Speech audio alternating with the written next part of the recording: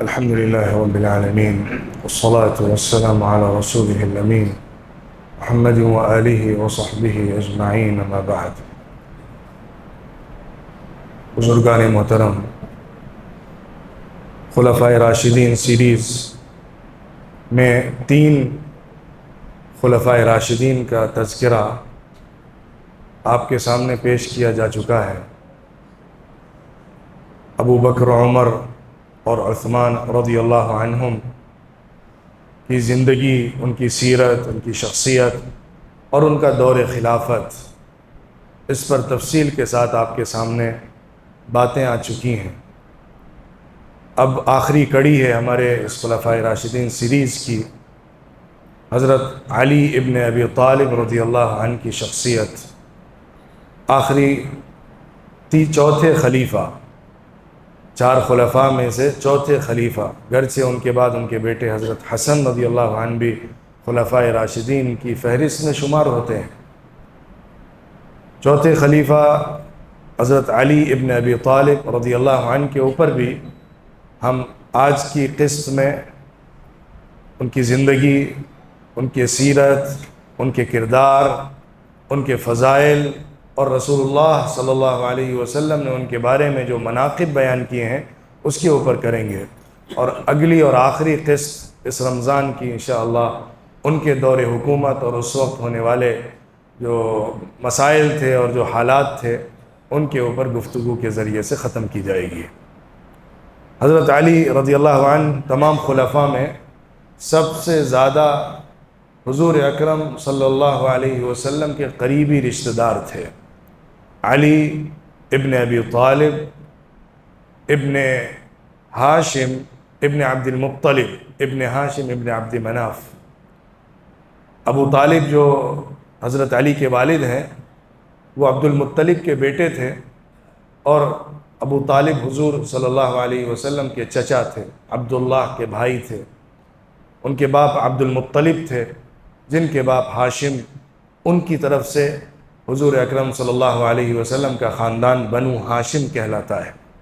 عبد مناف کے بیٹوں میں ہاشم جو بیٹے تھے ان سے حضور صلی اللہ علیہ وسلم کا نسب ملتا ہے، لہٰذا حضور کا خاندان اور ان کے دادا عبد المطلب اور ان کے بھائیوں کی جو اولاد ہیں ان کو بنو ہاشم کہا جاتا ہے. تو حضرت علی رضی اللہ عنہ رشتے میں نبی اکرم صلی اللہ علیہ وسلم کے چچازاد بھائی لگتے ہیں، کزن ہیں. اور حضرت علی کی جو والدہ ہیں وہ بھی ہاشمی ہیں. کہا جاتا ہے کہ کسی عورت نے جو ہاشمی ہو، ہاشمی مرد کے ساتھ اگر کوئی بچہ جنا ہے تو علی ہے.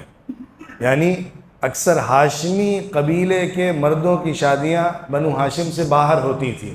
ابو طالب ایسے ہیں جن کی شادی فاطمہ بنت اسد، جو ان کی بیوی تھی فاطمہ بنت اسد ابن ہشام ابن ہاشم ابن عبد مناف، لہٰذا وہ بھی بنو ہاشم میں ہیں اور ابو طالب بھی بنو ہاشم میں ہیں. تو حضرت علی رضی اللہ عنہ کے ماں باپ بنو ہاشم کے ہیں. ابو طالب کی شادی ان کی کزن فاطمہ بنت اسد سے ہوئی تھی جو کہ بنو ہاشم میں سے تھے. حضور صلی اللہ علیہ وسلم، جیسا کہ آپ نے ان کی سیرت میں سنا تھا، اپنے دادا عبد المطلب کی نگرانی اور ان کی کفالت میں رہتے تھے. ان کے انتقال کے بعد اپنے چچا ابو طالب کی کفالت میں رہتے تھے. اور ابو طالب جو تھے وہ مکے کے بڑے بزرگ شخصیت تھے. مکے والوں میں، قریش والوں میں ان کو جو ایک مقام عزت کا، احترام کا حاصل تھا، مذہبی پیشوائی کے اعتبار سے وہ دوسروں کا اس حیثیت سے نہیں تھا. عبد المطلب کے بعد ان کے جانشین ابو طالب بنے تھے. خاص طور پر حاجیوں کو پانی پلانے اور حجاج اکرام کی ضیافت کرنے کی ذمہ داری ان لوگوں کے ذمے تھی اور بنو ہاشم کے خاندان کے پاس تھی، جیسا کہ میں نے بیان کیا تھا. تو ابو طالب حضور صلی اللہ علیہ وسلم کے چچا ہونے کے ساتھ ساتھ آپ کے کفیل بھی تھے، آپ کی ذمہ داری سنبھالنے والے بھی تھے، اور مذہبی اعتبار سے مکے کے بہت محترم اور بہت عزت دار آدمی تھے. حضرت علی رضی اللہ عنہ ابو طالب کی سب سے چھوٹی اولاد ہیں. ابو طالب کے 4 لڑکے ہوئے ہیں اور 2 لڑکیاں ہوئی ہیں. بڑے لڑکے طالب تھے، جن کی نسبت سے ابو طالب کا نام یا کنیت ابو طالب پڑی۔ ان کے دوسرے بیٹے عقیل تھے، تیسرے جعفر تھے، اور چوتھے علی رضی اللہ عنہ تھے۔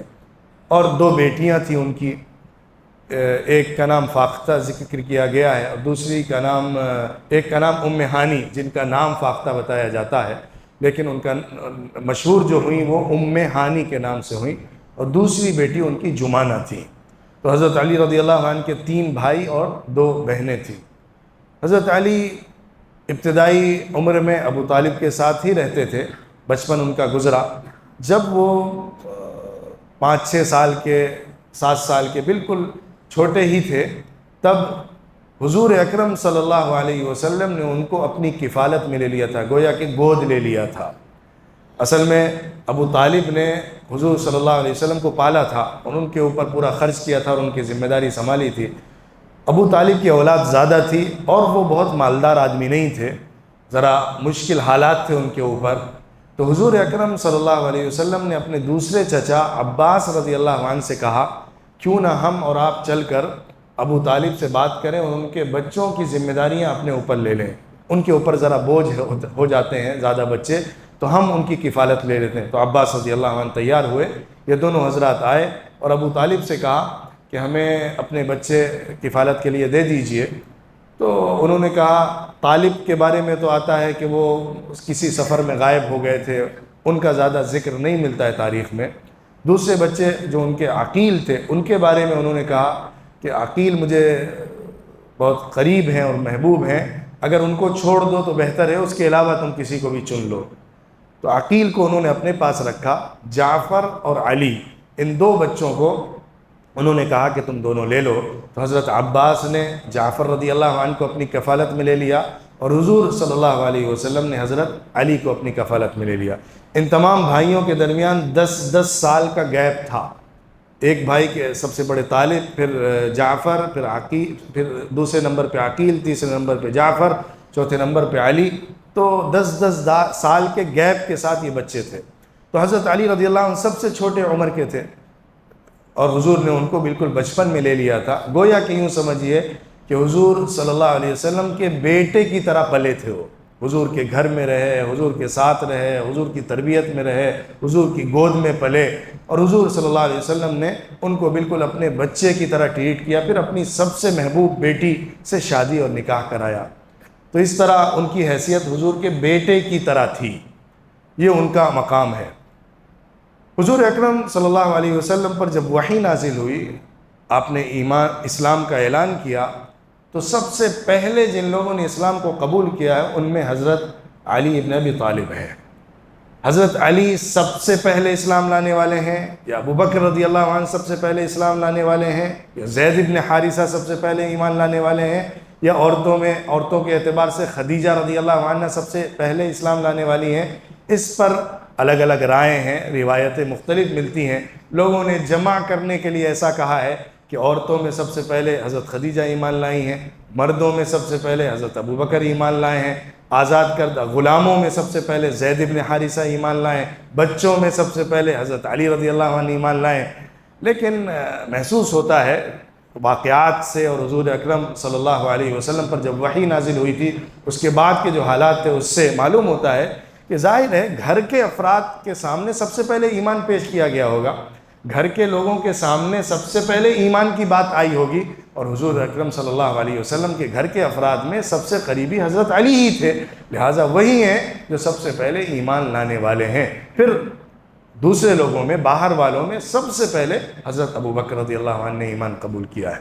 ان کے ایمان لانے کا قصہ اس طرح سے بیان کیا گیا ہے کہ حضور اکرم صلی اللہ علیہ وسلم پر جب وحی نازل ہوئی تو آپ گھر پر تشریف لائے اور نماز ادا کر رہے تھے۔ تو حضرت علی رضی اللہ عنہ نے دیکھا حضرت خدیجہ کو بھی اور حضور صلی اللہ علیہ وسلم کو بھی کہ نماز پڑھ رہے ہیں، یہ بالکل نیا طریقہ تھا عبادت کرنے کا۔ تو انہوں نے پوچھا حضور سے کہ کیا طریقہ تھا جو آپ ادا کر رہے تھے؟ تو حضور نے ان کو بتایا کہ اللہ نے میرے اوپر وحی کی ہے، میں نبی بنایا گیا ہوں، یہ عبادت اللہ کی جا رہی تھی، ایک اللہ کی عبادت کی جائے گی، اس کے ساتھ شرک نہیں ہوگا۔ جب یہ بات بتائی تو حضرت علی رضی اللہ عنہ نے کہا کہ ٹھیک ہے، میں اپنے باپ سے مشورہ کر لوں، ابو طالب سے، پھر اس کے بعد آپ کو کچھ جواب دے سکتا ہوں۔ حضور نے فرمایا دیکھو اگر تمہیں ابھی ایمان نہیں لانا ہے تو نہیں لاؤ، لیکن ابھی باہر کسی سے ذکر نہ کرو، میں نے اس کو خفیہ رکھا ہے، ابھی باہر کسی سے اس کا ذکر نہیں کیا ہے، لہٰذا تم کسی اور سے بات نہ کرو۔ لیکن حضرت علی رضی اللہ عنہ کہتے ہیں وہ رات گزری اور ایمان میرے دل کے اندر پیوست ہو گیا، رات گزرنے کے ساتھ ساتھ ایمان میرے دل میں پیوست ہو گیا تھا۔ دوسرے دن صبح ہوتے ہی انہوں نے حضور صلی اللہ علیہ وسلم سے کہا آپ جس طریقے پر عبادت کر رہے تھے اور جو اسلام کی دعوت دے رہے تھے، میں اس پر آپ کے ساتھ کھڑا ہوں اور آپ کی تصدیق کرتا ہوں اور آپ پر ایمان لاتا ہوں۔ تو اس طرح انہوں نے ایمان بالکل ابتدائی وقت میں جب حضرت خدیجہ رضی اللہ عنہ گھر کے افراد میں ایمان لائی تھی، وہ بھی ایمان میں داخل ہو گئے۔ پھر اس کے بعد ان کی پوری زندگی حضور اکرم صلی اللہ علیہ وسلم کی خدمت، ایمان کی خدمت، اسلام کی خدمت، حضور کی وفاداری میں ہی صرف ہوئی ہے، اور ان کو وہ مقام ملا ہے جو بہت کم لوگوں کو ملا ہے۔ میں قبل اس کے کہ ان کی پوری زندگی کا ایک خاکہ آپ کے سامنے پیش کروں جو حضور صلی اللہ علیہ وسلم کے ساتھ گزری، پھر حضرت ابوبکر کے ساتھ گزری، پھر حضرت عمر اور پھر حضرت عثمان کے ساتھ گزری، ایک دو باتیں ذرا سمجھنے کی ہیں۔ جب بھی ہم کسی شخصیت پر بات کرتے ہیں، کسی پرسنالٹی پر بات کرتے ہیں، تو عموماً ایسا ہوتا ہے کہ اس کی محبت میں آدمی یا تو اتنا غلو کرتا ہے کہ اس کے بارے میں پھر حقائق کو چھپا کر اور دوسروں کے حق کو کم کر کے دیکھنے لگتا ہے، یا پھر کبھی ایسا ہوتا ہے کہ اس سے اگر دل میں نفرت ہوتی ہے، محبت نہیں ہوتی ہے، تو پھر اس کے درجے کو بہت گرا دیتا ہے، جو اس کی حیثیت سے اس سے نیچے اس کو کر دیتا ہے۔ یہ دونوں طریقے غلط ہیں۔ ہر ایک کو اس کا مقام دینا، اس کو اس کے صحیح مرتبے پر رکھ کر دیکھنا، اور اس کی زندگی کا تجزیہ معروضی انداز میں کرنا، بالکل تفصیل سامنے رکھتے ہوئے، اس کی پوری زندگی کا نقشہ اپنے سامنے رکھتے ہوئے، جو رنگ ابھر کر سامنے آ رہا ہے اس کو سامنے رکھتے ہوئے فیصلہ کرنا یہ ضروری ہوتا ہے۔ واقعہ یہ ہے کہ حضرت علی رضی اللہ عنہ کی شخصیت ایسی ہے کہ لوگوں نے ان کے ساتھ انصاف نہیں کیا ہے۔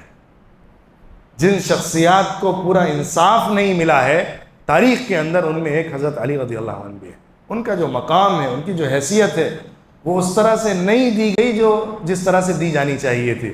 اس کے پیچھے ایک مصیبت یہ رہی کہ ایک گروپ ایسا تاریخ کے اندر کھڑا ہوا جو شیعہ کہلاتے تھے، بعد میں کچھ لوگ روافظ بھی کہلائے، کہ انہوں نے حضرت علی کو ایسا اپنے ساتھ جوڑا اور منسلک کیا کہ دوسرے لوگ ان کے بارے میں گفتگو کرنے میں تحفظ برتنے لگے، یا ان کے بارے میں اس طرح سے گفتگو نہیں ہوئی جس طرح سے ہونی چاہیے تھی، جس طرح ان کے بارے میں گفتگو کرنے کا حق تھا۔ ان کا مقام بہت بلند ہے، اور ان کی شخصیت ایسی جامع ہے، اور ان کی سیرت اتنی ہماگیر ہے کہ تاریخ میں ان جیسے افراد ڈھونڈ کر لانا مشکل ہے۔ جب تک ہم ان کی پوری زندگی کا نقشہ سامنے نہیں رکھیں گے، اور حضور صلی اللہ علیہ وسلم نے ان کے بارے میں جو باتیں بیان فرمائی اس کو اپنی نگاہوں میں نہیں رکھیں گے، ان کی شخصیت کو صحیح طور پر سمجھ نہیں سکتے ہیں۔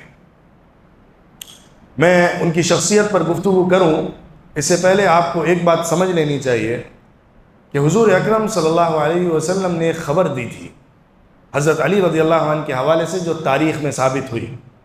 حضور نے فرمایا تھا کہ علی تمہارے بارے میں دو گروہ تباہ ہوں گے، برباد ہوں گے۔ ایک وہ ہے گروہ جو تمہارے بارے میں مبالغہ کرے گا، غلو کرے گا، ایگزیجریشن کرے گا، اور تم جو منصب پر ہو، جو مقام ہے، اس سے بڑھا کر تمہیں رکھے گا، جس کی وجہ سے وہ ہلاک ہوگا، برباد ہوگا۔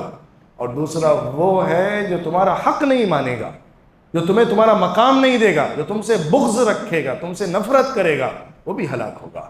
حضور نے کہا تھا حضرت علی سے صاف لفظوں میں، لا يحبك الا مؤمن ولا يبغضك الا منافق۔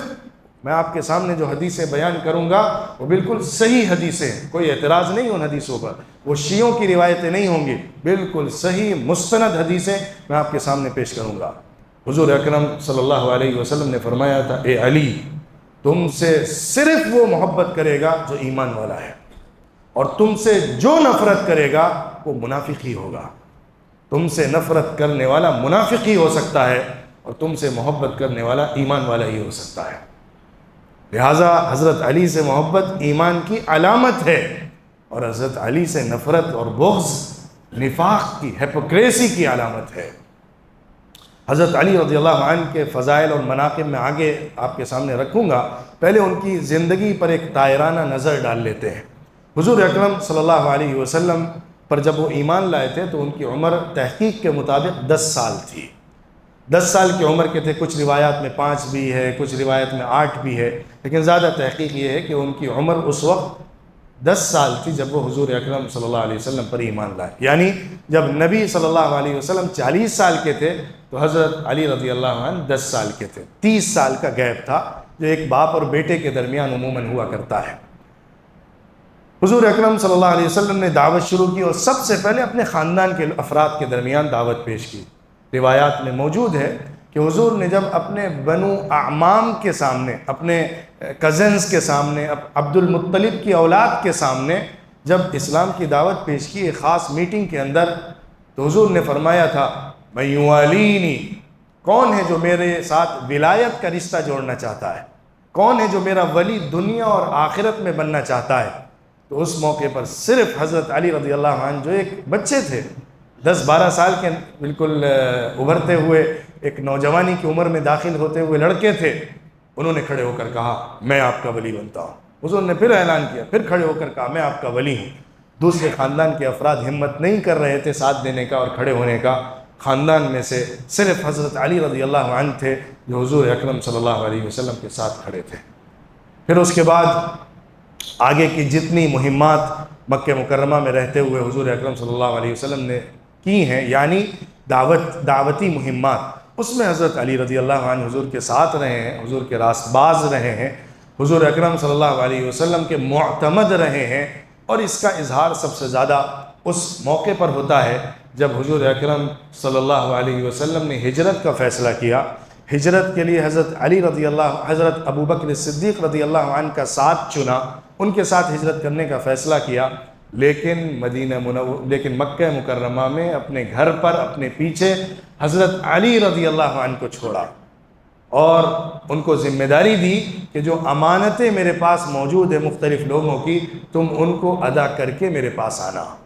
آپ اندازہ لگائیے حضور اکرم صلی اللہ علیہ وسلم کی پوزیشن، مکے کی صورتحال، قریش کی دشمنی، ان سب کے باوجود قریش کے ہی لوگ اپنی امانتیں لا کر حضور اکرم صلی اللہ علیہ وسلم کے پاس رکھایا کرتے تھے۔ اور حضور اکرم صلی اللہ علیہ وسلم کی امانت داری دیکھیے کہ جب قوم کے تمام قبیلوں کے لوگ، تمام خاندانوں کے لوگ مل کر حضور اکرم صلی اللہ علیہ وسلم کا خون کرنے کا فیصلہ کر چکے ہیں اور آ رہے ہیں، تب بھی آپ ہجرت کے لیے مکہ چھوڑ کر جا رہے تھے تو اپنے پیچھے علی رضی اللہ عنہ کو چھوڑا کہ وہ امانتیں ادا کر کے آئیں، ان امانتوں میں خیانت نہ ہو جو ان کے ہاتھ میں دی گئی ہیں۔ لہٰذا حضرت علی حضور اکرم صلی اللہ علیہ وسلم کے گھر میں رات میں رہے، رات گزاری، جس رات میں حضور اکرم صلی اللہ علیہ وسلم ہجرت کے لیے نکلے تھے، حضور کے ہی بستر پر سوئے۔ کچھ لوگوں نے آ کر کہا بھی ان لوگوں سے جو قتل کرنے کے ارادے سے حضور کے گھر کے باہر تھے کہ حضور تو نکل چکے ہیں۔ تو انہوں نے اوپر سے جھانک کر دیکھا تو محسوس ہوا کہ کوئی آدمی ہے جو بستر پر سو رہا ہے، لہٰذا انہوں نے کہا تم غلط کہہ رہے ہو، اندر موجود ہے، بس سحر کا وقت ہوتے ہی ہم اٹیک کریں گے اور ان کا خاتمہ کر دیں گے۔ لیکن جب صبح ہوئی تو دیکھتے ہیں کہ دروازے سے علی نکل کر آ رہے ہیں، تو یہ سب حیران، پوچھنے لگے حضور کہاں ہیں؟ تو انہوں نے کہا وہ تو نہیں ہے یہاں پر، میں ہوں گھر میں، وہ جا چکے ہیں۔ تو تب لوگوں کو احساس ہوا کہ ان کے ہاتھ سے حضور اکرم صلی اللہ علیہ وسلم چھوٹ گئے ہیں۔ تو حضرت علی رضی اللہ عنہ کو حضور نے اس اہم ترین موقع پر اپنے پیچھے چھوڑا جس جگہ انسان کے لیے اپنی جان کا خطرہ ہو۔ معلوم تھا کہ باہر جو لوگ کھڑے ہیں وہ اندر داخل ہو کر اس بستر پر سونے والے کی ٹکا بوٹی کر دیں گے، تلواریں تنی ہوئی ہیں، کب اٹیک ہو اور اس کو ختم کر دیا جائے۔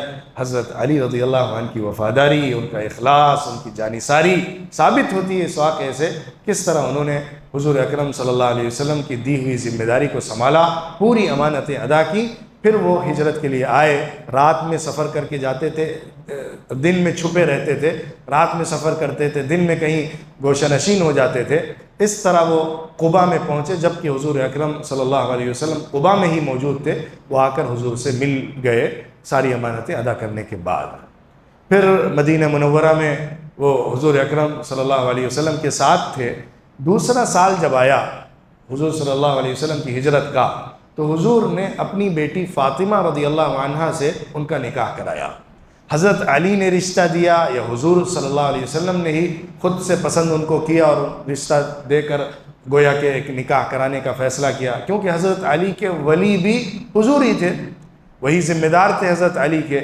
اور حضرت فاطمہ رضی اللہ عنہا جو حضور اکرم صلی اللہ علیہ وسلم کی سب سے چہیتی، سب سے لاڈلی، سب سے محبوب بیٹی تھی، ان کے لیے حضرت علی کو چنا اور فرمایا، حضرت فاطمہ رضی اللہ عنہا سے حضور نے کہا، اے فاطمہ، میں نے بنو ہاشم کے سب سے زیادہ بہتر شخص کو تمہارے لیے چنا ہے، ہمارے خاندان کا جو سب سے بہتر آدمی ہو سکتا ہے، میں نے تمہارے لیے اس کو چنا ہے، وہ علی ہے، میں اس سے تمہارا نکاح کرا رہا ہوں۔ تو حضرت فاطمہ رضی اللہ عنہا کی عمر اس وقت 15 سال کچھ مہینے تھی، اور حضرت علی رضی اللہ عنہ کی عمر 21 سال کچھ مہینے تھی، دونوں میں گیپ 6 سال کا تھا حضرت علی اور حضرت فاطمہ میں۔ حضور اکرم صلی اللہ علیہ وسلم نے ان کا نکاح کرایا۔ حضرت علی رضی اللہ عنہ نے پھر ساری زندگی جب تک حضرت فاطمہ رضی اللہ عنہ زندہ رہیں کوئی دوسرا نکاح نہیں کیا۔ حضرت فاطمہ کے بعد دوسرے نکاح انہوں نے کیے اور کئی نکاح کیے ہیں بعد میں۔ حضرت فاطمہ رضی اللہ عنہ سے حضرت علی کی کئی اولاد ہوئی ہیں، 2 نمایاں نام حضرت حسن اور حضرت حسین رضی اللہ عنہما کے ہیں، اور بھی کچھ لڑکے تھے ان کا انتقال ہو گیا، 2 لڑکیاں بھی ہوئیں، ام کلثوم ایک کا نام رکھا گیا اور دوسرا کوئی نام تھا۔ تو اس طرح حضرت فاطمہ رضی اللہ عنہ سے حضرت علی کو لڑکے بھی ہوئے، لڑکیاں بھی ہوئیں، لیکن ان کی نسل جو حضرت فاطمہ سے چلی ہے وہ حسن اور حسین رضی اللہ عنہما صرف ان 2 سے چلی ہے۔ باقی حضرت علی رضی اللہ عنہ کی نسل دوسری بیویوں کی اولاد سے چلی ہے، خاص طور پر محمد ابن الحنفیہ کا نام آتا ہے، جن کی ماں حنفیہ تھی، حضرت علی کی بیوی تھی، ان کے بیٹے تھے جن کا نام محمد تھا، ان سے بھی نسب چلا ہے۔ حضرت علی رضی اللہ عنہ کی وہ اولاد جو حضرت فاطمہ کے بطن کے علاوہ دوسرے سے ہے، ان کو علوی کہا جاتا ہے، حضرت علی کی طرف نسبت کر کے، اور جو اولاد حضرت حسن یا حسین سے ہے ان کو حسنی اور حسینی کہا جاتا ہے۔ حضرت حسن رضی اللہ عنہ کی جو اولاد ہے ان کی نسبت سے ان کو حسنی کہا جاتا ہے، اور حضرت حسین رضی اللہ عنہ کی نسبت سے جو اولاد ہے، نسل سے جو اولاد ہے، ان کو حسینی کہا جاتا ہے۔ اور ظاہر ہے یہ اہل بیت تھے حضور اکرم صلی اللہ علیہ وسلم کے، اس حیثیت سے بھی ان کا مقام بہت بلند تھا۔ حضرت علی رضی اللہ عنہ تمام جنگوں میں حضور اکرم صلی اللہ علیہ وسلم کے ساتھ رہے ہیں، خاص طور پر حضرت علی رضی اللہ عنہ اپنی شہسواری میں اور اپنی جنگجوئی میں، اپنی بہادری میں بے مثال تھے، ان کا ثانی لانا مشکل ہے۔ غزوہ بدر میں بھی جب مبارزت کا موقع آیا تھا، قریش کی طرف سے کچھ 3 لوگ نکل کر آئے تھے، عتبہ، شیبہ اور ولید ابن عتبہ، کہ ہم مقابلہ کریں گے۔ حضور نے بھیجا تھا، 3 انصار کے لوگ آگے آئے تھے، تو انہوں نے کہا ہم انصار سے مقابلہ نہیں کرتے، ہمارے پلے کے لوگ لاؤ، ہمارے برابر کے لوگوں کو بھیجو۔ تو حضور نے اپنے خاندان کے سب سے قریبی لوگوں کو اس وقت آگے کیا تھا، عبیدہ اور حمزہ اور حضرت علی رضی اللہ عنہم، ان 3 حضرات کو آگے بھیجا۔ ان تینوں نے جا کر مقابلہ کیا تھا۔ حضرت علی رضی اللہ عنہ نے ایک وار میں ہی ولید کا صفایا کر دیا، دوسری طرف حضرت حمزہ نے ایک وار میں شیبہ کا کام تمام کر دیا۔ عبیدہ ذرا عمر دراز تھے، ان کا مقابلہ عتبہ سے تھا، عتبہ بھی ذرا عمر والا تھا، لیکن دونوں نے ایک دوسرے پر وار کیا، حضرت عبیدہ بھی زخمی ہوئے، عتبہ کو بھی زخم لگا۔ پھر یہ دونوں حضرات اپنے لوگوں کو مارنے کے بعد ادھر آئے اور عتبہ کا بھی کام تمام کیا۔ حضرت عبیدہ رضی اللہ عنہ اسی زخم میں آگے چل کر شہید ہو گئے تھے۔ تو حضرت علی رضی اللہ عنہ کی بہادری اس موقع پر ظاہر ہوئی تھی۔ پھر غزوہ احد میں اور بھی جو جنگیں ہوئی ہیں اس میں ثابت ہوئی ہے۔ غزوہ خندق کے موقع پر، خاص طور پر خندق کی جب جنگ ہوئی تھی، غزوۃ الاحزاب، اس وقت بڑی خندق کھدی ہوئی تھی، لشکر دوسری طرف تھا، مسلمان اندر مدینے کے سائیڈ میں تھے، اور خطرہ تھا کہ کبھی بھی وہ لشکر کود کر آ سکتا ہے۔ تو ایک موقع پر عمرو ابن عبد ود ایک بڑا بہادر قریش کا بڑا نامور آدمی، قریش کا یا غطفان کا ایک بڑا نامور آدمی تھا، وہ کودا، اس نے جمپ لگائی اپنے گھوڑے سے اور کود کر خندق کو پار کر لیا اور اندر داخل ہو گیا۔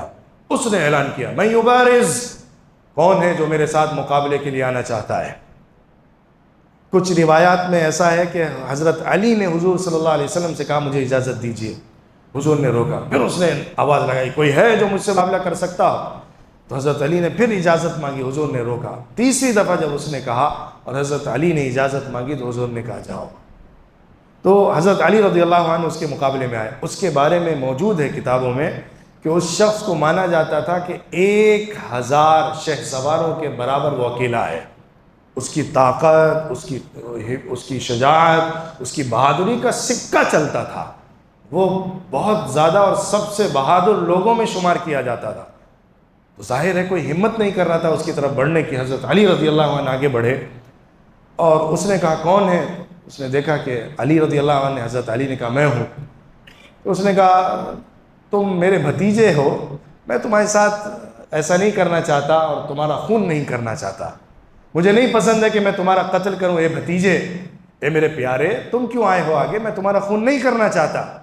حضرت علی رضی اللہ عنہ نے کہا لیکن میں تیرا خون کرنا چاہتا ہوں۔ اب تو اس کے آگ لگ گئی، اتنا بڑا بہادر اور یہ لڑکا ان کے سامنے کھڑے ہو کر کہہ رہا ہے کہ میں تجھ سے مقابلہ کرنا چاہتا ہوں، ہمت رکھتا ہوں۔ وہ اپنے گھوڑے سے نیچے اترا، اس کی کوچے کاٹی، اس کے سر پر وار کیا، اس کو کنارے کیا اور آگے بڑھ کر تلوار سے مقابلہ کرنے لگا۔ حضرت علی رضی اللہ عنہ کا ایک وار ایسا تھا کہ اس کی خود کو اور اس کی زرہ کو کاٹ کر اندر سرایت کرتا چلا گیا، اس کو کاٹ کر رکھ دیا۔ ان کے ہاتھ کی جو طاقت تھی، ان کو جو اللہ رب العزت نے قدرت دی تھی، جو بہادری تھی، جو شجاعت تھی، ان کے پاس جو جوش تھا، اس کا مقابلہ نہیں تھا۔ وہیں پر اس کا صفایا کر دیا، اس کو ڈھیر کر دیا۔ اس کی ہیبت جو پڑی ہوگی، ظاہر ہے اس کا اندازہ لگانا مشکل ہے۔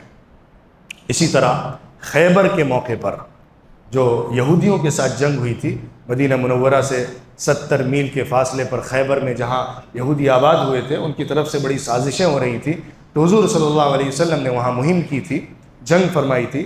اس موقع پر ایک قلعہ ایسا تھا، قموس نام کا قلعہ تھا، جو فتح نہیں ہو رہا تھا۔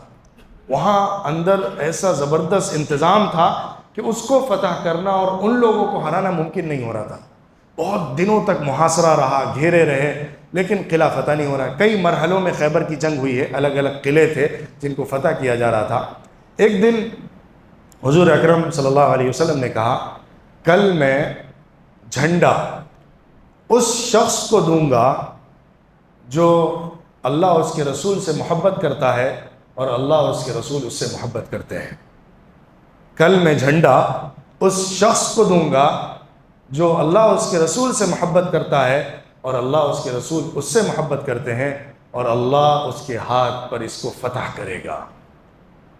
تو سارے لوگ اس خواہش میں تھے کہ کاش کہ ان کو یہ جھنڈا مل جائے۔ حضرت عمر رضی اللہ عنہ کے بارے میں ہے، انہوں نے فرمایا کہ میں نے کبھی بھی امیر بننے کی، لیڈر بننے کی خواہش نہیں کی ہے سوائے اس دن کے۔ اس دن صرف میری خواہش تھی کہ میں امیر بنا دیا جاؤں، کیونکہ حضور کی طرف سے سرٹیفکیٹ مل رہا تھا کہ یہ سچا اللہ اس کے رسول سے محبت کرنے والا ہے، اور اللہ اس کا رسول بھی اس سے محبت کرتے ہیں۔ دوہری محبت، اللہ اس کے رسول سے محبت اس کی طرف سے اور اللہ اس کے رسول کی محبت اس کے لیے، یہ سرٹیفکیٹ مل رہا تھا۔ تو حضور نے دوسرے دن فجر کے بعد کہا علی کہاں ہے؟ بعض روایات میں حضرت عمر رضی اللہ عنہ ذرا اچک اچک کے دیکھ رہے تھے کہ حضور کی نظر ان پر پڑ جائے اور ان کو بلا لیں، لیکن حضور نے فرمایا علی کہاں ہے؟ تو لوگوں نے کہا علی تو بیمار ہیں، ان کی آنکھ میں آشوب چشم ہو گیا ہے، جو آنکھیں لال ہو جاتی ہیں، وہ بیماری ان کو ہو گئی ہے، لہٰذا وہ آرام کر رہے ہیں، مسجد میں نہیں آئے، نماز کے لیے جماعت میں نہیں ہیں یہاں۔ تو حضور نے فرمایا ان کو بلا کے لاؤ۔ تو لوگ گئے، حضرت علی رضی اللہ عنہ کو بلا کے لائے۔ حضور نے اپنا تھوک نکالا، لعاب دہن نکالا اور ان کی آنکھ پر لگایا۔ حضرت علی رضی اللہ عنہ کہتے ہیں میری آنکھ پہلے جتنی اچھی تھی اس سے زیادہ اچھی ہو گئی، وہ بیماری و مرض اسی وقت زائل ہو گیا، اور حضور اکرم صلی اللہ علیہ وسلم کا یہ معجزہ تھا، آپ کے تھوک کا یہ معجزہ تھا کہ ان کو شفا ملی۔ تو حضور نے فرمایا یہ جھنڈا علی لیں گے۔ حضرت علی رضی اللہ عنہ نے اس دن جھنڈا اٹھایا اور قموس کے قلعے کو فتح کیا، وہاں کا جو لیڈر تھا مرحب، اس کو ایسا زبردست وار مارا کہ اس کے خود کٹ کر اس کے سر کے اندر ان کی تلوار داخل ہوئی۔ حضور نے اس دن ان کو تلوار دی تھی، ذو الفقار نام کی تلوار، جو حضرت علی رضی اللہ عنہ کے پاس رہتی تھی، پھر حضور نے انہی کو دے دی تھی ذو الفقار نامی تلوار۔ حضرت علی رضی اللہ عنہ نے وہ دروازہ خود توڑا تھا، اس قلعے کا دروازہ 7 لوگ مل کر بھی اٹھانا چاہ رہے تھے تو اس دروازے کو نہیں اٹھا پا رہے تھے۔ حضرت علی رضی اللہ عنہ نے اس دروازے کو توڑا تھا، اور مقابلہ کرتے ہوئے، جنگ کرتے ہوئے، حضرت علی کی جو خود تھی، جو جس سے ذریعے سے شیلڈ، جس کے ذریعے سے کور کیا جاتا ہے اپنے کو، وہ ٹوٹ گئی تھی۔ تو حضرت علی رضی اللہ عنہ نے اس دروازے کو اٹھا کر اپنی خود بنایا تھا اور تلوار سے مقابلہ کر رہے تھے۔ کتابوں میں موجود ہے کہ 7 لوگ مل کر بھی اس دروازے کو اٹھا نہیں پا رہے تھے، اتنا بھاری دروازہ تھا، اور حضرت علی رضی اللہ عنہ اس سے سہارا لے کر، اس کو ٹیک لگا کر جنگ کر رہے تھے۔ تو ان کی بہادری، ان کی شجاعت ہر موقع پر ظاہر ہوئی ہے۔ پھر ساری جنگوں میں وہ حضور اکرم صلی اللہ علیہ وسلم کے ساتھ شریک رہے، صرف غزوہ تبوک میں وہ حضور صلی اللہ علیہ وسلم کے ساتھ نہیں گئے تھے۔ غزوہ تبوک سے پہلے حضور صلی اللہ علیہ وسلم نے جب حضرت ابوبکر رضی اللہ عنہ کو حج کا امیر بنا کر بھیجا تھا، تو ان کے جانے کے بعد حضور نے سورہ براءت کو لے کر حضرت علی کو بھیجا کہ وہ جا کر وہاں سنائیں، جس میں براءت کا اعلان تھا کہ اب مکے والوں کے ساتھ معاہدہ ختم ہو رہا ہے۔ اس کا اعلان کرنے کے لیے حضرت علی رضی اللہ عنہ کو ان کے پیچھے بھیجا۔ تو حضرت ابوبکر نے پوچھا کہ آپ کو امیر بنا کر بھیجا ہے؟ تو حضرت علی نے کہا نہیں، امیر نہیں بنایا ہے، لیکن مجھے یہ ذمہ داری دی ہے کہ سورہ براءت سناؤ۔ تو حضرت ابوبکر نے کہا قوم کے سامنے، قریش کے سامنے یہ اعلان آپ ہی کریں گے کہ معاہدہ ختم ہو رہا ہے؟ تو حضرت علی رضی اللہ عنہ نے ہی وہ اعلان کیا تھا۔ غزوہ تبوک کے موقع پر حضور اکرم صلی اللہ علیہ وسلم جب سب کو لے کر گئے تھے، تو پیچھے مدینے کے اندر ضروری تھا کہ کسی بہت معتبر آدمی کو چھوڑا جائے، کیونکہ دور کے علاقے میں بڑے لشکر کو لے جا رہے ہیں۔ مکے کے، مدینے کے آس پاس جو قبیلے رہتے ہیں، اگر کہیں بغاوت ہو جائے یا کسی طرف سے حملہ ہو جائے تو سنبھالنے والا کوئی ہونا چاہیے۔ تو اس لیے حضور صلی اللہ علیہ وسلم نے حضرت علی رضی اللہ عنہ کو وہاں چھوڑا تھا۔ حضرت علی نے کہا اے اللہ کے رسول، آپ مجھے یہاں چھوڑ کے جا رہے ہیں، مجھے جنگ میں شریک نہیں کرنا چاہ رہے ہیں، میں جانا چاہتا ہوں۔ تو حضور نے اس وقت ان کے لیے جو بات ارشاد فرمائی وہ غیر معمولی تھی۔ حضور نے فرمایا الا ترضى ان تكون مني بمنزلة هارون من موسى الا انه لا نبوة بعدي۔ اے علی، کیا تم اس بات سے راضی نہیں ہوگے کہ تم میرے لیے ویسے ہی رہو جیسا کہ موسیٰ علیہ السلام کے لیے ہارون تھے؟ جو حضرت موسیٰ کے لیے ہارون کا درجہ تھا، میں تمہیں اس درجے میں رکھنا چاہتا ہوں، کیا تم اس سے راضی نہیں ہوگے؟ ہاں، لیکن میرے بعد نبوت نہیں ہے۔ حضرت ہارون نبی تھے، موسیٰ علیہ السلام کے جانشین، ان کے پیچھے جب حضرت موسیٰ علیہ السلام شریعت لینے گئے تھے حضرت ہارون تھے۔ تو حضرت محمد صلی اللہ علیہ وسلم نے فرمایا تم میرے لیے ہارون کے درجے میں ہو، لیکن نبوت نہیں ہے، صرف نبوت کا معاملہ ختم ہو گیا ہے، میرے بعد نبی کوئی نہیں ہوگا۔ تو اس طرح ان کو جو مقام تھا، جو حضور صلی اللہ علیہ وسلم کی قربت تھی، جو حضور کا اعتماد تھا ان کے اوپر، جو حضور صلی اللہ علیہ وسلم کے لیے ان کے اوپر اعتبار تھا، وہ اپنی مثال آپ ہے۔ حضرت علی رضی اللہ عنہ کے لیے حضور صلی اللہ علیہ وسلم نے جو فضیلتیں بیان فرمائی ہیں، جو مناقب بیان فرمائے، وہ اتنے زیادہ ہیں کہ امام احمد ابن حنبل رحمۃ اللہ علیہ نے کہا ہے کہ حضور صلی اللہ علیہ وسلم کے صحابہ میں کسی صحابی کے لیے اتنی حدیثیں نہیں آئی ہیں جتنی حضرت علی کے لیے آئی ہیں۔ حضور کے صحابہ میں جن کی جو فضیلتیں، مناقب اور ان کے لیے بشارتیں سب آئی ہیں، الگ الگ حضور صلی اللہ علیہ وسلم نے الگ الگ بشارتیں ذکر فرمائی ہیں، لیکن جتنی باتیں، جتنے فضائل، جتنے مناقب حضرت علی رضی اللہ عنہ کے بیان کیے ہیں اتنے کسی کے نہیں کیے ہیں۔ یہ ان کے مقام کو ظاہر کرتا ہے، ان کی عظمت کو بیان کرتا ہے، حضور سے ان کے تعلق کو بیان کرتا ہے۔ میں کچھ آپ کے سامنے رکھتا ہوں۔ حضور اکرم صلی اللہ علیہ وسلم نے فرمایا تھا اما تريدون علی منی وانا من علی، علی مجھ سے ہیں اور میں علی سے ہوں۔ علی میں جس کا ولی ہوں، علی اس کے ولی ہیں۔ علی اس کے ولی ہیں جس کا میں ولی ہوں، میں علی سے ہوں، علی مجھ سے ہیں۔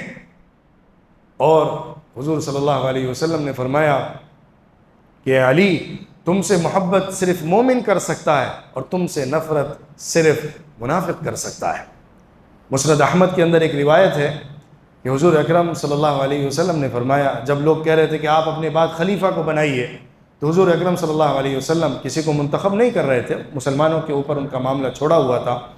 حضور صلی اللہ علیہ وسلم نے اس وقت اپنے بعد والوں کے کچھ مناقب بیان فرمایا کہ اگر تم ابو بکر کو ذمہ دار بناؤ تو ابو بکر امانت دار ہیں اور رحیم ہیں، شفیق ہیں، شفقت کرنے والے ہیں، میری امت کے ساتھ رحمت کا معاملہ کرنے والے ہیں۔ اور اگر تم عمر کو امیر بناؤ تو عمر امانت دار ہیں اور بہت سخت ہیں، اللہ کے دین کے معاملے میں بڑے سخت ہیں، اور اللہ کے معاملے میں کسی ملامت کرنے والے کی ملامت کی وہ پرواہ نہیں کرتے ہیں، سچے ہیں، راست باز ہیں، امانت دار ہیں۔ اور اگر تم علی کو بناؤ اور میں نہیں سمجھتا کہ تم علی کو بناؤ گے، حضور نے فرمایا، مسند احمد کی روایت ہے، اگر تم علی کو بناؤ اور میں نہیں سمجھتا کہ تم علی کو بناؤ گے تو وہ ہادی ہیں، مہدی ہیں، وہ ہادی ہیں اور مہدی ہیں، ہدایت والے ہیں اور ہدایت یافتہ ہیں، ہدایت ان کو ملی ہوئی ہے، اللہ کی طرف سے ہدایت ان کے لیے منتخب ہے۔ یہدی بکم الصراط المستقیم، وہ تم کو صراط مستقیم پر لے کر چلیں گے۔ یہ مقام اور منصب ان کا ظاہر کیا، حضرت ابو بکر کا مقام بھی بتایا، حضرت عمر کا بھی بتایا، حضرت علی کا بھی بتایا۔ اسی طرح حضور اکرم صلی اللہ علیہ وسلم نے حضرت علی کو یمن بھیجا تھا۔ یمن کی طرف سے جب کچھ خطرات تھے جنگ کے، تو اس موقع پر حضرت خالد ابن الولید کو بھیجا۔ وہ جنگ تو رک گئی، حضرت خالد ابن الولید کو دعوت کے لیے وہاں پر روکا۔ 6 مہینے تک حضرت خالد ابن الولید رضی اللہ عنہ وہاں دعوت دیتے رہے۔ ہمدان کا جو خاندان تھا، قبیلہ تھا اور یہ قوم تھی، وہ ایمان نہیں لا رہی تھی، تو حضرت محمد صلی اللہ علیہ وسلم نے حضرت علی کو بھیجا۔ حضرت علی رضی اللہ عنہ یمن گئے، کتابوں میں موجود ہے اور صحیح روایات ہیں کہ حضرت علی رضی اللہ عنہ نے دعوت دی، اور دعوت دینے کے بعد پوری قوم ایک ساتھ مسلمان ہوئی، پورا ہمدان کا قبیلہ اور علاقہ ایک وقت میں ایمان میں داخل ہوا تھا۔ حضور اکرم صلی اللہ علیہ وسلم کو جب یہ خبر ملی تو حضور سجدے میں گر گئے، شکرانے کا سجدہ ادا فرمایا۔ حضرت علی رضی اللہ عنہ پھر حجۃ الوداع کے موقع پر حضور اکرم صلی اللہ علیہ وسلم سے آ کر ملے تھے۔ وہ یمن سے آئے تھے، حضور اکرم صلی اللہ علیہ وسلم مدینے سے گئے تھے۔ وہ حضور کے لیے 63 حضور صلی اللہ علیہ وسلم 63 اونٹ اپنے ساتھ لے کر گئے تھے، اور حضرت علی رضی اللہ عنہ یمن سے کلیکٹ کر کے زکوٰۃ وصول کر کے جو اونٹ تھے وہ لے کر آئے تھے۔ تو اس طرح مکے میں حضور اکرم صلی اللہ علیہ وسلم کے ساتھ حجۃ الوداع کے موقع پر شریک ہوئے تھے۔ حجۃ الوداع سے واپسی کے وقت جب حضور اکرم صلی اللہ علیہ وسلم مکہ مکرمہ سے مدینہ واپس آ رہے تھے حج مکمل کرنے کے بعد، تو ایک خم کے علاقے کا کنواں ہے، غدیر خم کہلاتا ہے۔ غدیر خم پر جب پہنچے ہیں حضور اکرم صلی اللہ علیہ وسلم تو لوگوں کو جمع فرمایا، سارے صحابہ بڑی تعداد میں موجود تھے، تو اس وقت کھڑے ہو کر ایک خطبہ دیا۔ اصل میں حضرت علی رضی اللہ عنہ یمن میں جو رہے تھے اور زکوٰۃ وصول کر رہے تھے اور لوگوں کے ساتھ معاملہ کر رہے تھے، تو لوگوں میں ذرا کچھ اعتراضات پیدا ہو گئے تھے۔ حضرت علی رضی اللہ عنہ کے حوالے سے لوگ کچھ اعتراض کر رہے تھے، بخل کے بارے میں کہ وہ مال صحیح طور پر دیتے نہیں ہیں، سب کو برابر تقسیم نہیں کر رہے ہیں، اس طرح کے کچھ الزامات ان کے اوپر لگا رہے تھے۔ حضور صلی اللہ علیہ وسلم کو اس کی خبر ہوئی تھی۔ غدیر خم کے مقام پر حضور اکرم صلی اللہ علیہ وسلم کھڑے ہوئے، ہزاروں کی تعداد میں صحابہ موجود تھے، ان کے سامنے کھڑے ہو کر خطبہ دیا۔ حضرت علی رضی اللہ عنہ کا ہاتھ پکڑا اور فرمایا کہ میں جس کا ولی ہوں علی اس کے ولی ہے، من کنت مولاہ فعلی مولاہ، میں جس کا ولی علی اس کے ولی، اللہم والی من والاہ وعادی من عاداہ، اے اللہ جو علی سے تعلق رکھے اور ولایت کا رشتہ رکھے، اے اللہ تو اس سے ولایت رکھے، اے اللہ جو علی سے دشمنی کرے تو اس سے دشمنی کرے، یہ دعا فرمائی۔ اور حضور اکرم صلی اللہ علیہ وسلم نے اس موقع پر یا دوسرے موقع پر یہ بھی فرمایا تھا کہ ترکت فیکم ثقلین، میں نے اپنے پیچھے تمہارے درمیان دو بھاری چیزیں چھوڑی ہیں، کتاب اللہ و عطرتی اہل بیتی، میں نے اپنے پیچھے دو بڑی اور بھاری چیزیں چھوڑی ہیں، ایک اللہ کی کتاب ہے اور دوسری میرے خاندان والے ہیں، میری عطرت ہے، میرے خاندان والے ہیں۔ اذکرکم اللہ فی اہل بیتی، اذکرکم اللہ فی اہل بیتی، میں تمہیں نصیحت کرتا ہوں اپنے گھر والوں کے بارے میں، میں تمہیں نصیحت کرتا ہوں اپنے گھر والوں کے بارے میں، میرے گھر والوں کا خیال رکھنا، ان کے ساتھ اچھے رہنا، ان کے ساتھ ولایت کا رشتہ جوڑنا۔ یہ شیعوں کی حدیث نہیں ہے، صحیح حدیث ہے، ہماری حدیث ہے، لیکن ہم نے ان حدیثوں کا ذکر کرنا چھوڑ دیا، ہم نے ان حدیثوں کو شیعوں کی سمجھ لیا۔ غدیر خم کی حدیث کو سمجھا جاتا ہے کہ شاید شیعوں کی حدیث ہے، یہ صحیح حدیث ہے، ہماری کتابوں میں بعض علماء نے اس کو متواتر تک لکھا ہے، یعنی وہ حدیث جو بالکل قطعی ہوتی ہے، جس میں غلطی کا ڈاؤٹ بھی نہیں ہوتا، اس طرح کی حدیث ہے۔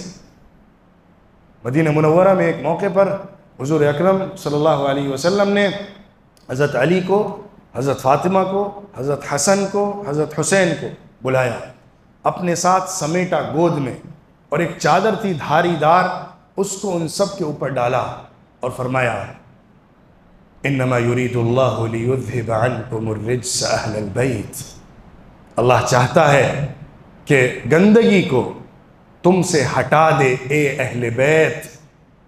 یہ اہل بیت ہیں جن کو حضور اکرم صلی اللہ علیہ وسلم نے اپنے گھر والے کہا۔ حضرت علی کے بارے میں کئی حدیثوں میں حضور نے فرمایا یہ میرا گھر والا ہے، یہ میرا اہل بیت ہے، یہ میرے خاندان کا ہے۔ ایک موقع پر جب نجران کا وفد آیا تھا اور انہوں نے حضرت عیسیٰ علیہ السلام کے بارے میں اپنا اوپینین رکھا تھا اور قرآن پاک کا اپنا بیانیہ تھا، تو اعتراض اور سوال جواب کے بعد حضور اکرم صلی اللہ علیہ وسلم نے مباہلے کی دعوت دی تھی۔ مباہلے کا مطلب کہ تم اپنے خاندان کے لوگوں کو لے کر آؤ، میں اپنے خاندان کے لوگوں کو لے کر آؤں، اور ہم ایک دوسرے کے لیے بددعا کریں کہ جو غلط پر ہے اللہ اس کو عذاب میں مبتلا کر دے۔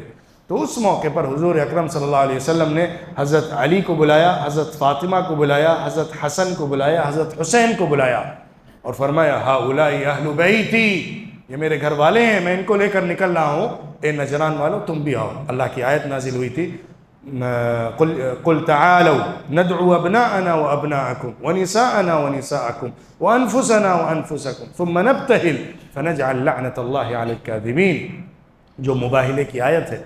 تو حضور اکرم صلی اللہ علیہ وسلم ان کو لے کر آئے تھے۔ ظاہر ہے حضور اکرم صلی اللہ علیہ وسلم کے تربیت یافتہ بیٹے کی طرح حضور کے ساتھ رہے، اور سچے ایمان والے اور ایمان کے لیے سب کچھ قربان کر دینے والے سچے وفادار جو تھے، وہ ان کا مقام اور ان کا منصب یہی بنتا ہے جو حضور اکرم صلی اللہ علیہ وسلم نے دیا ہے۔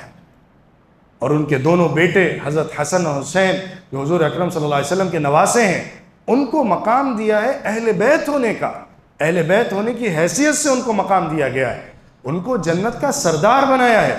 سیدہ شباب اہل الجنہ، جنت کے جوانوں کے سردار حسن اور حسین ہیں۔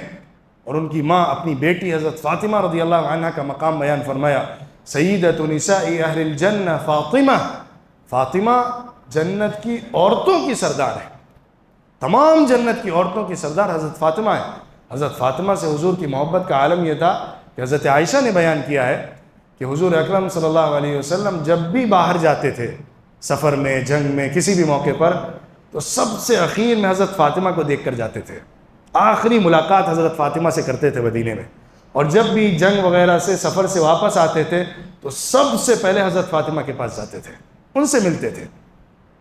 اور حضرت عائشہ رضی اللہ عنہ بیان کرتی ہیں کہ ایک دفعہ میں نے دیکھا کہ حضرت فاطمہ چل کے آ رہی ہیں، تو میں گواہی دیتی ہوں کہ حضور اکرم صلی اللہ علیہ وسلم کی چال کے، چلنے کے انداز کے مشابہ اگر کوئی سب سے زیادہ ہے تو فاطمہ ہے۔ اور حضرت عائشہ رضی اللہ عنہ یہ بھی کہتی ہیں کہ جو بات کرنے کا انداز ہے، لہجہ ہے، گفتگو کا اور آواز کا انداز ہے، اس میں سب سے زیادہ حضور کے مشابہ فاطمہ رضی اللہ عنہ ہے۔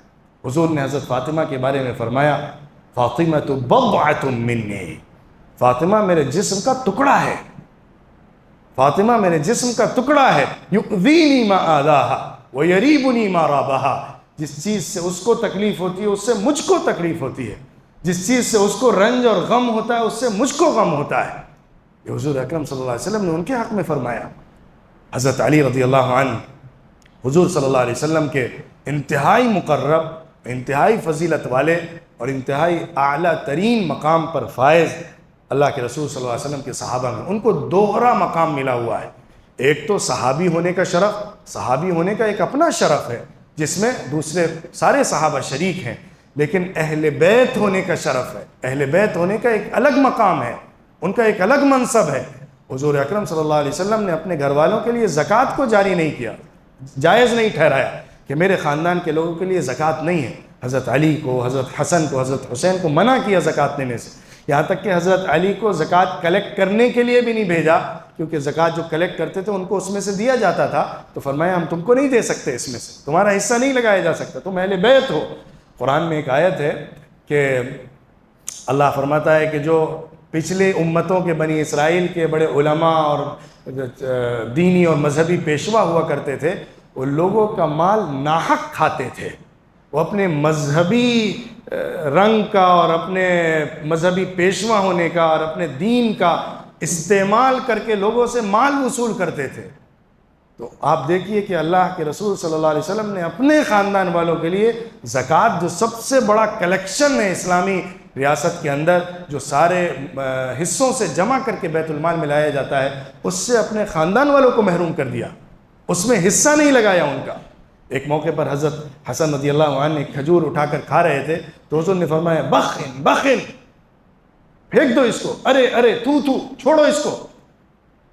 نحنو بنو ہاشم لا ناکل الصدقہ، بنو ہاشم یا دوسرا کوئی لفظ استعمال کیا کہ ہم وہ لوگ ہیں جو صدقے کا مال نہیں کھاتے، ہمارے لیے صدقہ نہیں ہے۔ اسی لیے جو سادات ہوتے ہیں حضور اکرم صلی اللہ علیہ وسلم کے خاندان کے بنو ہاشم ہیں، یعنی بنو ہاشم کی جو بھی اولاد ہیں، وہ حضرت جعفر، حضرت عقیل اور بھی جو حضرت عبد المطلب کے بھائی ہیں ان کی نسل میں ہوں گے، جو ہاشمی ہیں، ان کے لیے، پورے خاندان کے لیے حضور اکرم صلی اللہ علیہ وسلم نے زکوٰۃ ممنوع قرار دی، ان کو زکوٰۃ لینے کی اجازت نہیں دی۔ تو حضرت علی رضی اللہ عنہ کا معاملہ حضور کے ساتھ جو رہا، حضور نے ان کو جو مقام دیا، ان کو جو عزت کا منصب عطا فرمایا، اور ان کے ساتھ جو بالکل اپنا قریبی ترین جو شخص ہوتا ہے اس جیسا معاملہ رکھا، اور ان کی فضیلت لوگوں کے سامنے بیان کی اور ظاہر کی۔ بعض علماء نے لکھا ہے کہ حضور نے اتنا زیادہ حضرت علی کے بارے میں جو بیان کیا ہے، وہ اسی لیے شاید حضور صلی اللہ علیہ وسلم کو خبر ہو گئی تھی کہ بنو امیہ حضرت علی رضی اللہ عنہ کی شان میں گستاخی کریں گے، ان کی شان کو پورے طور پر ادا نہیں، ان کے حق کا خیال نہیں رکھیں گے، اسی لیے حضور اکرم صلی اللہ علیہ وسلم اتنا زیادہ ان کے بارے میں بیان کرتے تھے، حضرت علی رضی اللہ عنہ کے مقام کو بیان کرتے تھے۔ ایک دفعہ حضرت معاویہ رضی اللہ عنہ نے سعد بن ابی وقاص رضی اللہ عنہ سے کہا کہ تم ابو التراب کے بارے میں کچھ غلط سلط نہیں کہتے ہو، برا بھلا نہیں کہتے ہو ان کو۔ ابو التراب حضرت علی رضی اللہ عنہ کی کنیت تھی، میں اس کے بارے میں بھی بتاؤں گا۔ تو حضرت سعد بن ابی وقاص رضی اللہ عنہ نے کہا نہیں، میں ان کو برا بھلا نہیں کہہ سکتا۔ اگر حضور صلی اللہ علیہ وسلم نے 3 باتیں ان کے بارے میں ایسی کہی ہیں کہ اگر ان میں سے ایک بات بھی میری نگاہوں کے سامنے ہوتی تو اگر بدلے میں مجھے سرخ اونٹ بھی مل جاتے تب بھی میں ان کے بارے میں غلط زبان نہیں کھولتا، تب بھی میں ان کے بارے میں کچھ غلط کہنے کی جسارت نہیں کرتا۔ حضور نے جو ان کے بارے میں بات ارشاد فرمائی ہے، ان 3 باتوں کا ذکر فرمایا کہ ایک تو وہی خیبر کے موقع پر حضور اکرم صلی اللہ علیہ وسلم نے جو کہا تھا کہ اس کو وہ لے گا جس سے اللہ اس کے رسول محبت کرتا ہے اور وہ اللہ اس کے رسول سے محبت کرتے ہیں، اور بھی 2 باتیں اور ذکر کی انہوں نے، جن کا حوالہ دے کر، جو میں پہلے بیان کر چکا ہوں، پیچھے آ چکی ہیں، اس لیے میں اس کو دہرا نہیں رہا ہوں۔ ان کا حوالہ دے کر انہوں نے کہا کہ اس کی وجہ سے میں ہمت نہیں کر سکتا کہ ان کے بارے میں کوئی غلط بات کہہ سکوں، اپنی زبان پر لا سکوں۔ حضور اکرم صلی اللہ علیہ وسلم نے ایک دفعہ حضرت فاطمہ سے پوچھا، ان کے گھر میں گئے کہ علی کہاں ہیں؟ تو حضرت فاطمہ نے کہا وہ باہر مسجد میں گئے۔ تو حضور صلی اللہ علیہ وسلم باہر تشریف لائے تو دیکھا مسجد میں وہ مٹی پر سو رہے ہیں اور ان کے جسم کے اوپر مٹی لگی ہوئی ہے۔ تو حضور اکرم صلی اللہ علیہ وسلم ان کے قریب آ کر بیٹھے اور ان کے جسم سے مٹی پیار سے جھاڑنے لگے، کہنے لگے اجلس یا ابا التراب، اجلس یا ابا التراب، اے مٹی کے باپ بیٹھ جاؤ۔ ابو التراب کنیت میں یوز کیا جاتا تھا عرب میں، ضروری نہیں ہے کہ بچے کے ساتھ ہی ابو لگایا جاتا تھا، جس چیز کی طرف بھی نسبت ہو جاتی ہے اس کے ساتھ ابو لگا دیتے تھے، جیسے ابو ہریرہ جو چھوٹی بلی تھی حضرت ابو ہریرہ رضی اللہ عنہ کے پاس، اس کی نسبت سے ان کی کنیت ابو ہریرہ پڑ گئی، تو حضور نے ان کو ابو تراب کہا، اے ابو تراب بیٹھ جاؤ، اے ابو تراب بیٹھ جاؤ، ان کو اٹھایا پیار اور محبت اور شفقت کے ساتھ۔ حضرت علی رضی اللہ عنہ کہتے تھے مجھے اپنی کنیت میں سب سے زیادہ پسند ابو تراب ہے، ابو تراب کنیت سب سے زیادہ پسند ہے، کیونکہ حضور نے یہ کنیت میری رکھی ہے اور مجھے یہ نام دیا ہے۔ پھر حضور صلی اللہ علیہ وسلم کے انتقال کے بعد ظاہر ہے حضور کو کفن دفن، نہلانا اور ان کی قبر میں اتارنا، یہ سارے کام میں حضرت علی رضی اللہ عنہ شریک رہے، کیونکہ وہی سب سے زیادہ حضور کے قریب تھے، ساتھ میں حضرت عباس رضی اللہ عنہ بھی تھے اور دوسرے حضرات بھی تھے۔ حضرت ابو بکر رضی اللہ عنہ کا دور جو گزرا ہے اس میں حضرت علی رضی اللہ عنہ پورے طور پر ان کے ساتھ رہے، ان کی خلافت جس طرح قائم ہوئی تھی وہ آپ کے سامنے بات آ چکی ہے، میں اس کو نہیں دہراتا، لیکن یہ تاثر جو قائم کیا گیا یا پیش کیا گیا بعض لوگوں کی طرف سے اور ایک گروپ کی طرف سے کہ حضرت علی رضی اللہ عنہ حضرت ابو بکر سے، عمر سے اور دوسرے لوگوں سے ناراض رہتے تھے، خلافت کے مسئلے میں ان سے اختلاف کرتے تھے اور ان کو پسند نہیں تھا، یہ بات درست نہیں ہے۔ واقعات اس بات کو ثابت کرتے ہیں، اور جس طرح سے ان دونوں کا آپس میں تال میل تھا، مشورہ تھا، جس طرح ایک دوسرے پر اعتماد کا ماحول تھا، اس سے ثابت ہوتا ہے کہ حضرت ابو بکر رضی اللہ عنہ اور حضرت علی رضی اللہ عنہ بالکل ساتھ ساتھ تھے، قریب تھے، اور حضرت علی مکمل متفق تھے حضرت ابو بکر کی خلافت سے۔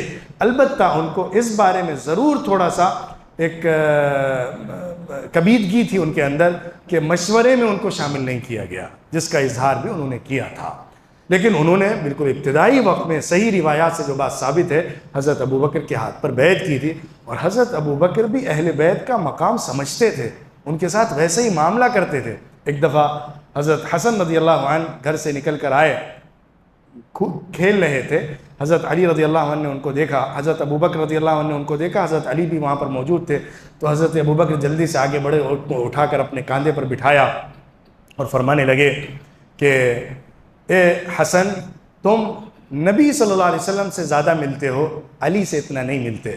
تو حضرت علی رضی اللہ عنہ ہنسنے لگے، انہوں نے تشبیہ دی حضرت حسن کو حضور اکرم صلی اللہ علیہ وسلم سے مشابہت میں، ملنے میں۔ حضرت حسن رضی اللہ عنہ شکل میں، شباہت میں حضور صلی اللہ علیہ وسلم سے بہت زیادہ ملتے تھے۔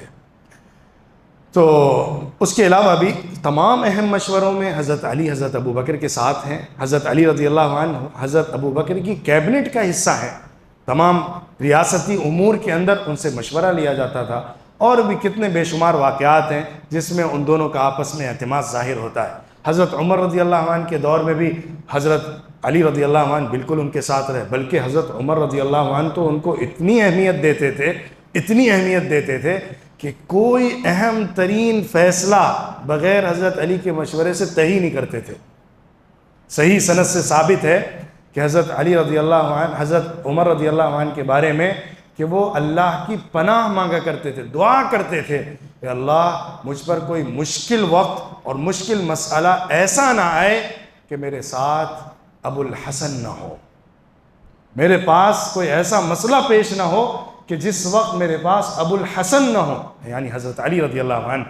میں اس وقت سے پناہ مانگتا ہوں کہ میرے سامنے کوئی بڑا درپیش مسئلہ آ جائے اور میرے پاس ابو الحسن فیصلہ کرنے کے لیے نہیں، کیونکہ حضور نے ان کو اقضاء کا لقب دیا تھا، سب سے صحیح فیصلہ کرنے والا اور سب سے درست تجزیہ کرنے والا، اللہ کی شریعت کے بارے میں سب سے صحیح رائے قائم کرنے والا حضرت علی کے بارے میں حضور نے فرمایا اقضاہم علی۔ اسی لیے اگر کہا جائے کہ پوری اسلامی تاریخ میں اس دور میں صحابہ کے درمیان اگر کوئی چیف قاضی ہو سکتا ہے، چیف جسٹس ہو سکتا ہے، جو منصب ان کو ملا ہے رسول اللہ صلی اللہ علیہ وسلم کی طرف سے، وہ حضرت علی کا ہے۔ کتنے موقع ہیں جس میں حضرت علی رضی اللہ عنہ کے مشورے کی وجہ سے حضرت عمر نے صحیح رائے قائم کی اور اس پر اللہ کا شکر ادا کیا، اور بعد میں کہا لولا علی لہلک عمر، اگر علی نہ ہوتے تو عمر تو ہلاک ہو جاتا۔ علی نے صحیح راستہ بتایا، صحیح رہنمائی کی اور صحیح رائے دی، جس کی وجہ سے ہم نے صحیح فیصلہ کیا۔ تو حضرت علی علم کے اندر سب سے ممتاز ہے، بلکہ اگر میں کہوں تو بالکل غلط نہیں کہوں گا کہ علم میں وہ حضرت ابو بکر و عمر سے کم نہیں ہے، علم میں حضرت علی حضرت ابو بکر اور عمر سے کم نہیں ہے۔ علم میں ان کا جو مقام ہے، جو مرتبہ ہے، جو فقاہت ہے، جو شریعت کی معرفت ہے، ان میں ان کا کوئی ثانی نہیں ہے۔ حضرت علی خود کہتے تھے کہ اللہ کی قسم قرآن پاک کی کوئی بھی آیت ایسی نہیں ہے جس کے بارے میں مجھے علم نہ ہو کہ وہ رات میں نازل ہوئی ہے یا دن میں نازل ہوئی ہے. کوئی آیت ایسی نہیں ہے.